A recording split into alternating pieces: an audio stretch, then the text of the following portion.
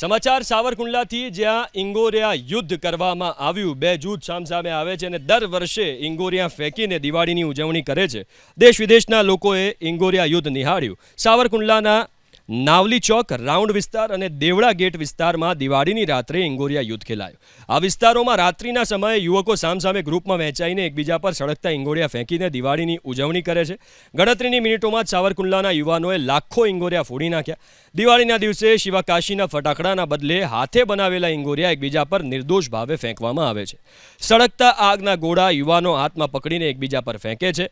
વર્ષો પહેલા સાવર અને કુંડલા વચ્ચે આવેલ નાવલી નદીમાં આ ઇંગોરિયા યુદ્ધ જામતું હતું। હવે શહેરના 3 વિસ્તારમાં મોટી સંખ્યામાં યુવાનો ખેલદિલીથી ઇંગોરિયા યુદ્ધ ખેલે છે, જેને જોવા માટે ફક્ત રાજ્ય જ નહીં પણ દેશ વિદેશથી લોકો સાવરકુંડલા આવે છે। ઇંગોરિયા યુદ્ધમાં આજ દિન સુધી કોઈ પણ પ્રકારની જાનહાનિ થઈ નથી। સ્થાનિક પ્રશાસન તરફથી પણ તકેદારીના ભાગરૂપે પોલીસ, ફાયર વિભાગની ટીમ અને એમ્બ્યુલન્સ પણ સ્ટેન્ડ બાય રાખવામાં આવે છે।